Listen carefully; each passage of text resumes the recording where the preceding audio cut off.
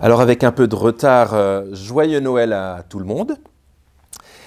Et j'aimerais mettre, je l'ai mis d'ailleurs en gras dans mes papiers, joyeux Noël.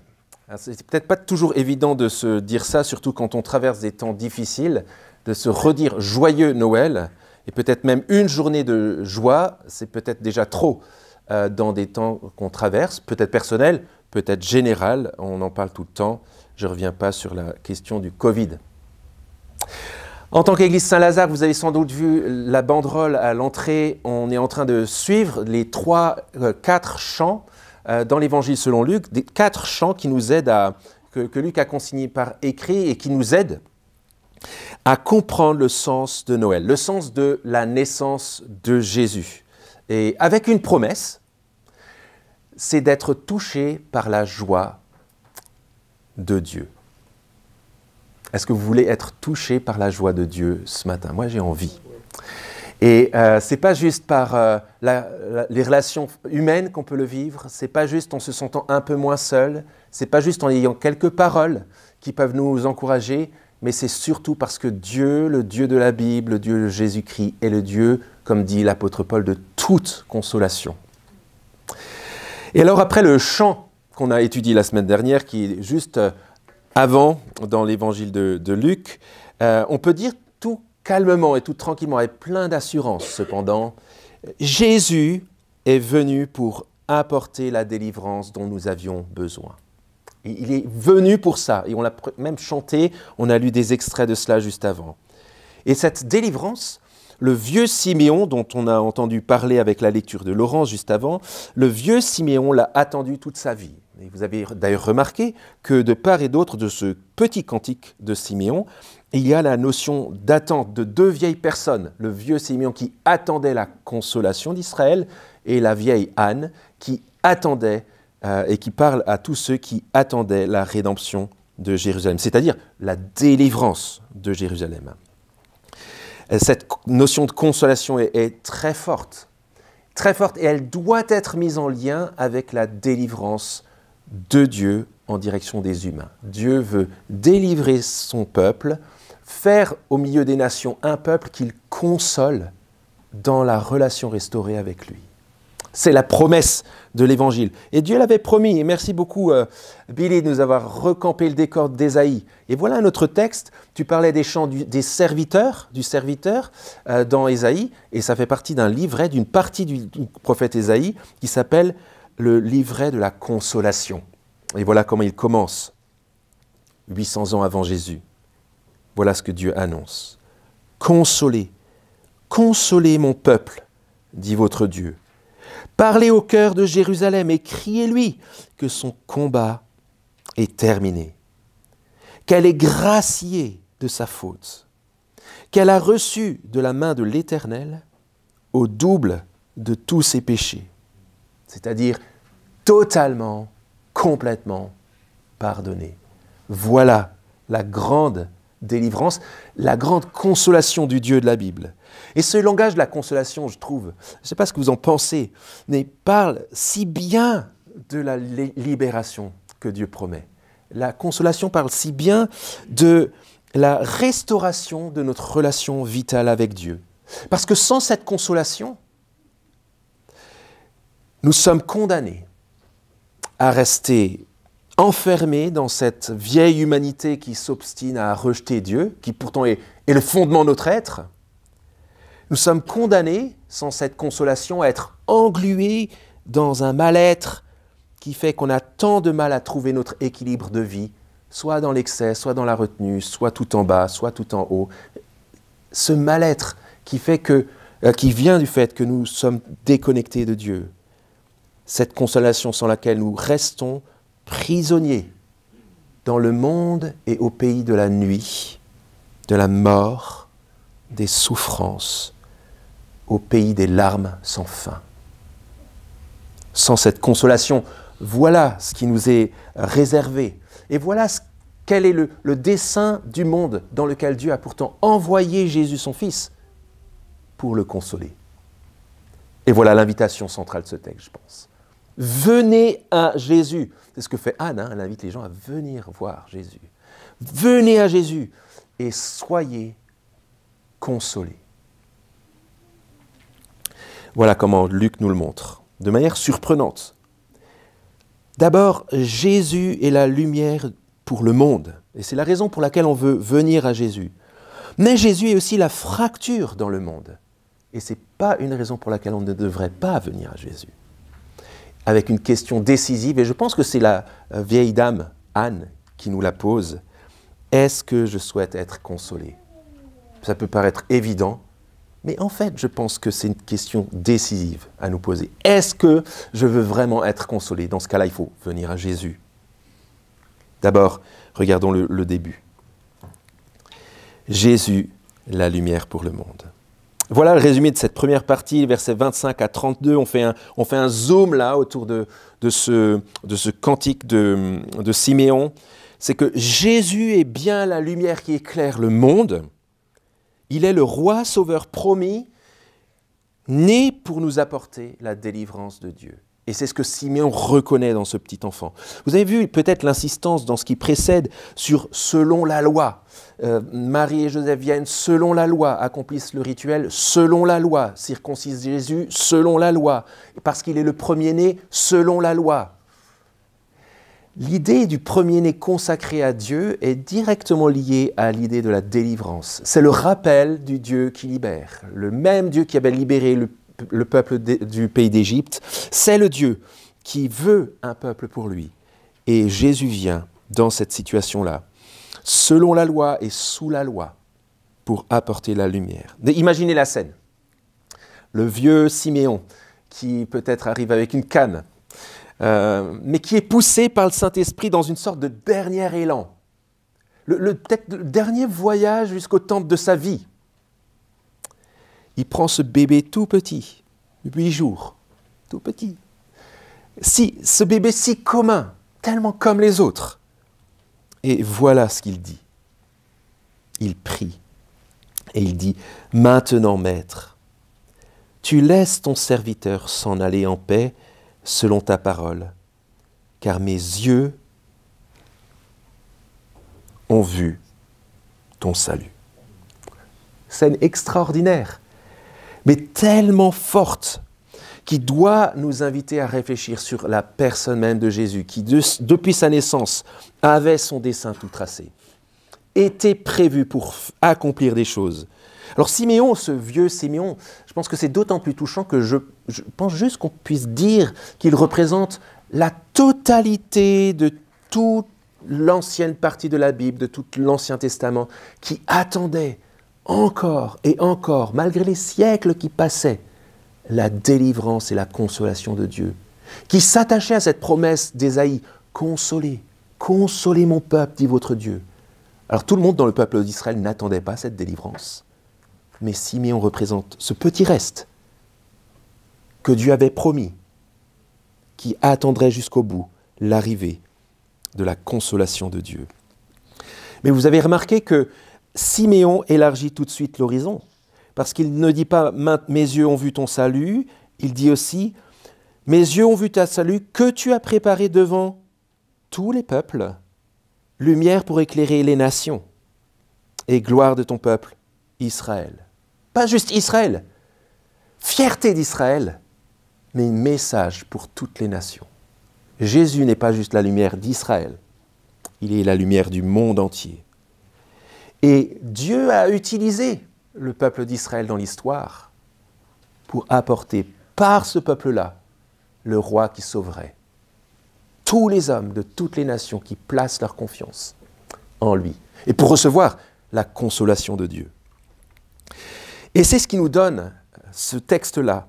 « Mes yeux ont vu ton salut que tu as préparé devant les peuples, lumière pour éclairer les nations. » C'est ce texte-là qui nous donne le droit de dire que les promesses de consolation et de libération que Dieu a données à son peuple sont pour nous aussi, en tant que non-juifs venus de toutes les nations. On peut se retourner, regarder quelles sont nos origines ce matin, et on se rend compte qu'on vient de toutes les nations. Cette promesse est pour nous. Jésus est la lumière pour le monde. Mais ça doit nous conduire à une question particulière. Si c'est si clair, Alors pourquoi tout le monde ne vient pas à Jésus? Je pense que c'est une question légitime qu'on devrait se poser. Pourquoi tellement d'indifférence par rapport à Jésus qui est pourtant la lumière du monde? Pourquoi tant de rejet, de moquerie? Pourquoi tant d'autres systèmes, d'autres religions qui parlent de Jésus en borderline, en bordure, ou qui ne parlent pas du tout de Jésus? Pourquoi cela? Eh bien, je pense que Siméon apporte la réponse dans ce qu'il dit à Marie. Et là, pareil, il faudrait qu'on s'imagine la scène. Jésus est la lumière pour le monde, mais Jésus est aussi la fracture dans le monde. On s'imagine la scène, le petit bébé, le vieux Siméon, il vient de dire un truc extraordinaire sur le petit bébé. Il se retourne vers les parents, il les bénit et il leur dit quelque chose de choquant. Il dit à Marie, « Voici cet enfant est là pour la chute et le relèvement de beaucoup en Israël, et comme un signe qui provoquera la contradiction. » Sympa pour Marie. Mais décisif à entendre. Décisif à entendre. Jésus est la fracture dans le monde. En résumé, on devrait dire ici que puisque le monde s'obstine à vivre loin de Dieu, Jésus, son Fils, y provoque une fracture irréductible.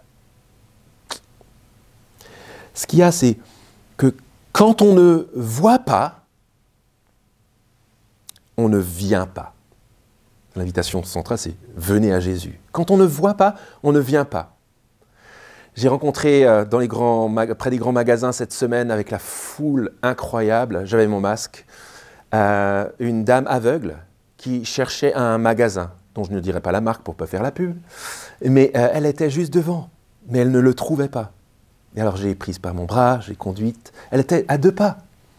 Mais je me suis dit, ça c'est une bonne illustration de la notion ici. Quand on ne voit pas, on ne vient pas.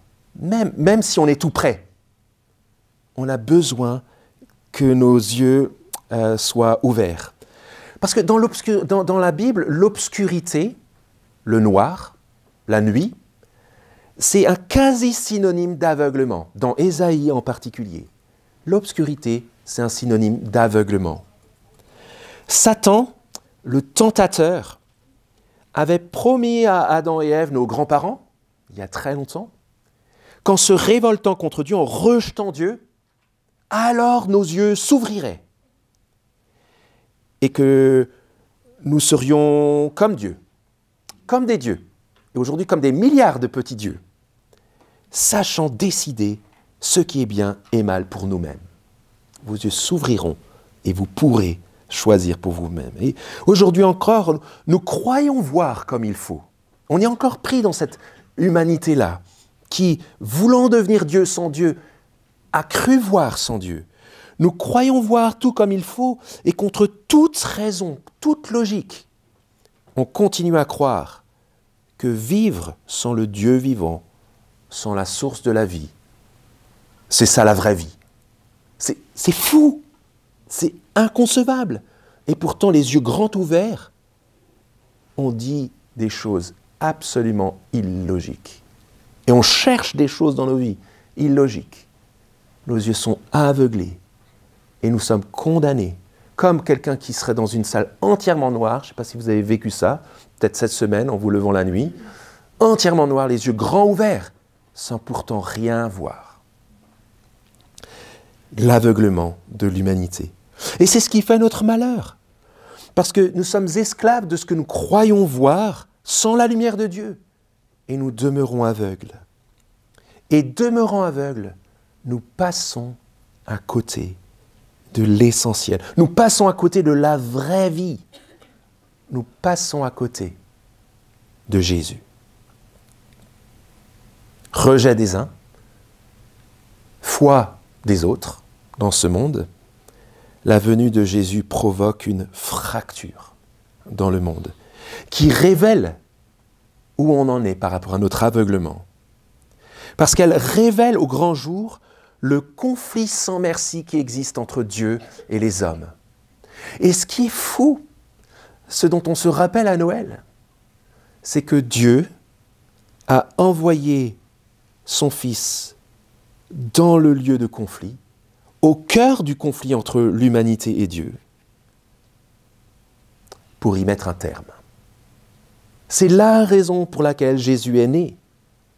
C'est le mandat qu'il a reçu de Dieu, de venir au pays de la guerre contre Dieu pour y apporter la paix de Dieu. Et ça lui a coûté le prix de sa vie. Une fois de plus, on a été bien préparé par ces lectures d'Ésaïe 52 et 53, juste avant avec Billy. Et Simon y fait déjà allusion. Imaginez toujours la scène. Le petit bébé de 8 mois, qui se retrouve là, dans les bras de Siméon. Siméon qui vient de dire « Cet enfant est né, est là pour la chute et le relèvement de beaucoup en Israël, et comme un signe qui provoquera la contradiction. » Et puis il continue en disant à Marie « Et toi-même, une épée te transpercera l'âme, afin que les pensées de beaucoup de cœurs soient révélées. » Beaucoup de choses ont été dites sur ce texte-là concernant Marie, mais voilà ce que je pense vraiment naturel dans la lecture du texte. C'est que Siméon annonce déjà la mort de Jésus sur la croix. Parce que la mort de Jésus sur la croix, dès la naissance de Jésus, dès son 8e jour, c'était le passage obligé pour que nous puissions avoir notre délivrance, notre consolation. Pourquoi c'était obligé ? Tout simplement parce que Jésus a acquis pour nous ce que nous ne pouvions pas acquérir. On l'a vu dans Ésaïe 53, c'est un texte qu'on aurait pu reciter là, je ne vais pas revenir en arrière sur les slides, mais ce sont nos souffrances qu'il a portées. Ce sont nos maladies dont il s'est chargé.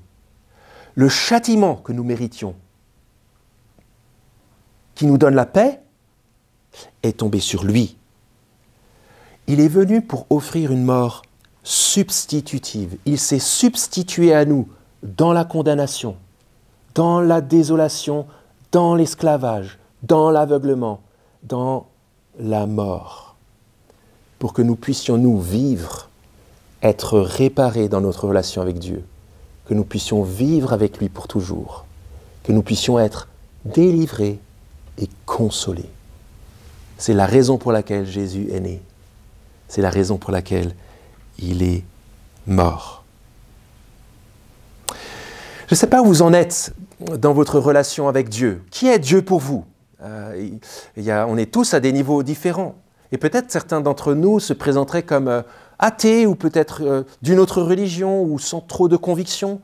Et vous vous diriez peut-être à ce stade-là, en entendant que Jésus est la lumière pour le monde, mais qu'il est aussi une fracture dans le monde, je vois la logique, je vois les tensions, je vois que ça pourrait valoir la peine, mais je ne suis pas encore sûr de voir en quoi ça pourrait me concerner moi.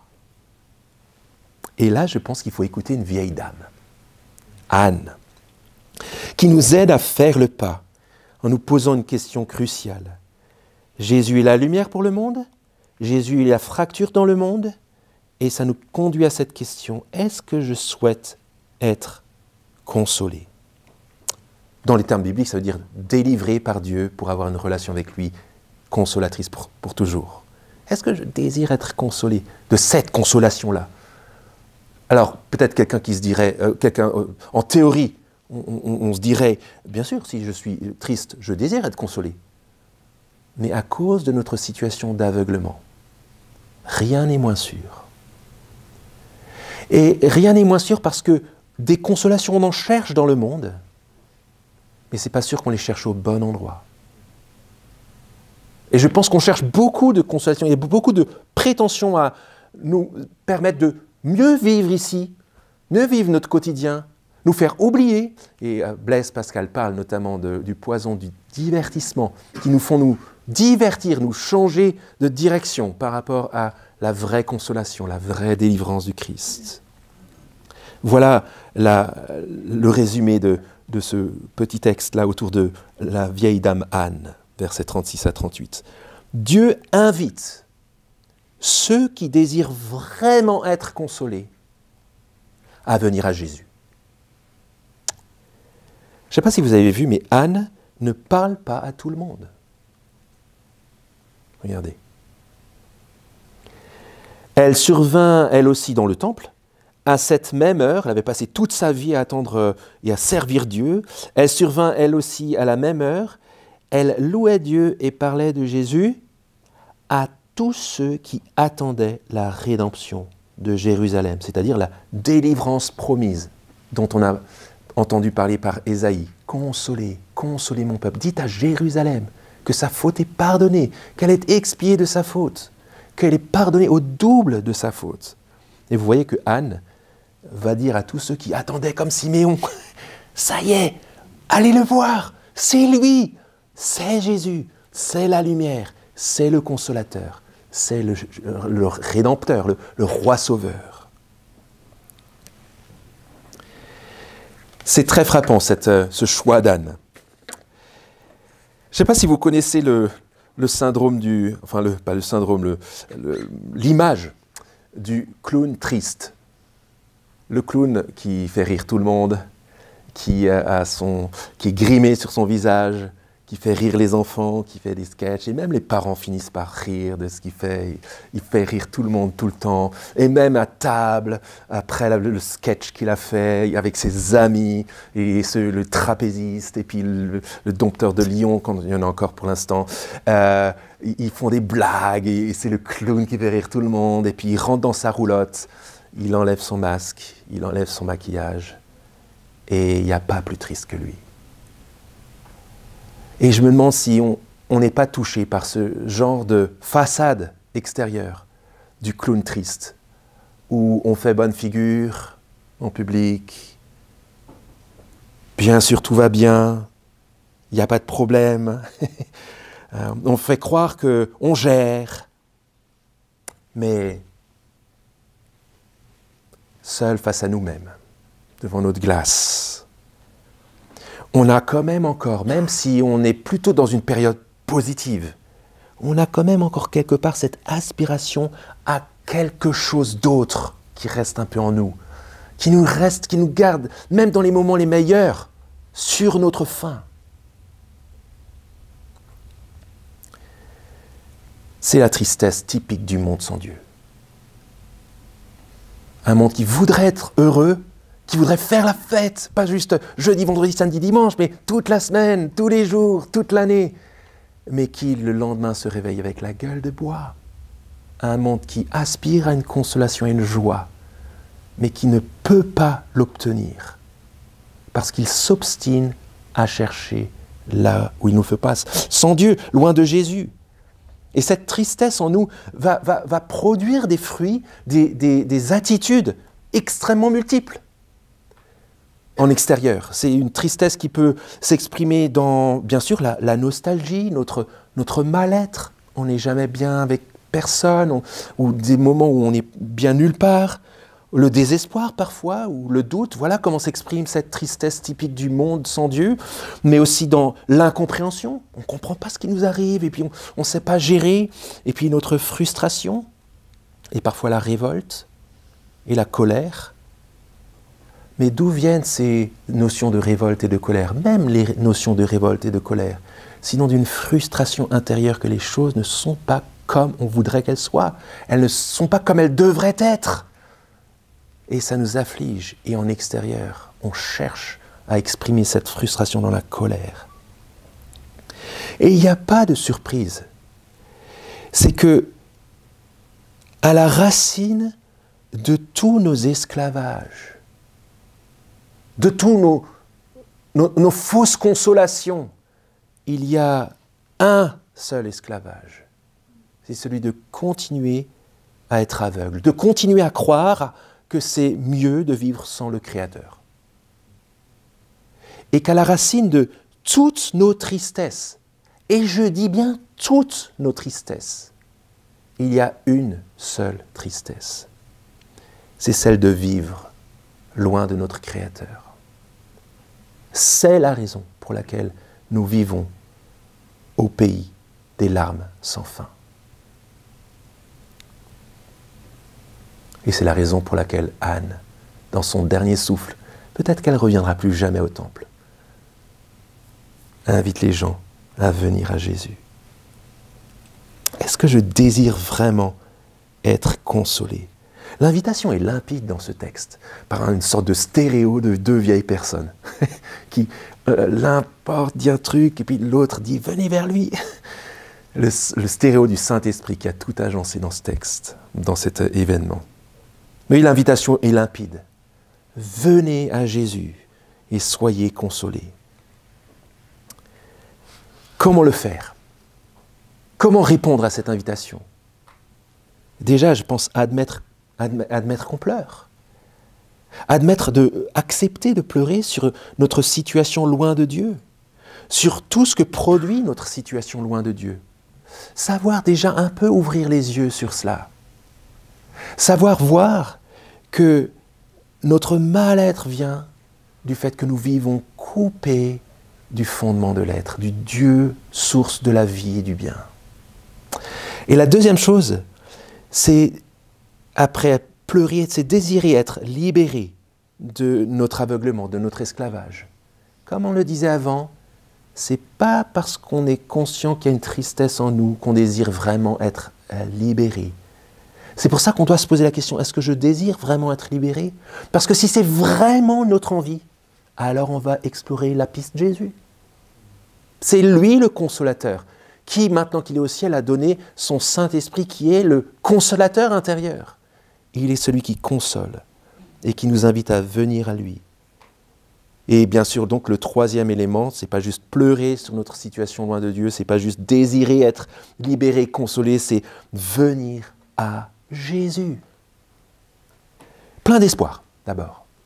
Venir à Jésus plein d'espoir, parce que Jésus va ouvrir nos yeux sur notre situation et sur notre besoin d'être libéré, et puis aussi pas juste plein d'espoir, mais aussi plein d'assurance. Venir à Jésus plein d'espoir et d'assurance, parce que par sa mort, vous vous rappelez la substitution, il a obtenu pour nous la délivrance, le pardon total de notre péché. Il a réparé la fracture qui produisait notre esclavage, notre aveuglement, notre tristesse sans fin. Jésus est le libérateur et le consolateur. Et je pense que Marie a compris cela, l'épée qui transperce l'âme de Marie. C'est pas juste qu'elle va voir son fils de Dieu aussi, lui dire « Écoute, laisse-moi m'occuper des affaires de mon Père, le Père Céleste, Dieu ». Ça sera des déchirures pour elle. Ou quand elle viendra voir Jésus pour lui dire, parce qu'elle se dit avec ses frères, il a perdu le sens, il est devenu fou. Jésus lui dit, non, mais ma mère et mes frères, c'est ceux qui font la volonté de Dieu, qui m'écoutent, qui viennent à moi. Mais c'est aussi un basculement qu'elle a connu, où elle a appris à passer de la situation de maman du Sauveur à la situation de disciple du Sauveur. Et j'aime beaucoup le deuxième opus, le deuxième livre de Luc, qui s'appelle le livre des Actes des Apôtres, où on compte Marie parmi les disciples. Marie a reçu cette blessure-là en admettant que son fils qui est né était le Fils de Dieu, la lumière pour le monde, en acceptant la fracture qui opposerait de la contradiction dans le monde. Elle a été elle-même fracturée à l'intérieur, mais en venant à Jésus son Fils, parce qu'elle aussi, Marie, désirait être libérée et consolée. Regardez le début, le premier chapitre du livre des Actes là-dessus. Alors pour nous, maintenant, qui vivons peut-être dans cette consolation de Jésus depuis plusieurs années, la première venue de Jésus, c'est il y a 2000 ans. Et la seconde venue de Jésus, la consolation définitive arrive. Mais, déjà maintenant, la consolation qu'offre Jésus, grâce à son œuvre parfaite, impacte notre manière de vivre, tout ce que nous traversons. La consolation de Dieu, la délivrance de Dieu en Jésus-Christ est tellement forte qu'elle impacte notre manière de vivre, nos souffrances, nos tristesses et même la mort. Voyez le vieux Siméon? Maintenant, maître, tu laisses ton serviteur s'en aller en paix. Je peux mourir maintenant. Et c'est l'histoire de tous les chrétiens, de s'endormir dans cette consolation-là. Elle impacte aussi notre relation avec les moqueries ou l'incompréhension des autres. Nous ne sommes pas surpris de cela parce que dès le 8e jour de Jésus, Simeon a dit au nom du Saint-Esprit sur Marie, cet enfant va porter la contradiction et la fracture dans le monde. La consolation de Jésus vaut mieux que toutes les consolations du monde. Et je préfère être au cœur de cette rupture avec Jésus que sans cette rupture, loin de Jésus et loin de la consolation. À nous de rester attachés à Jésus. Les invitations sont nombreuses dans la Bible pour nous exhorter à rester attachés à Jésus.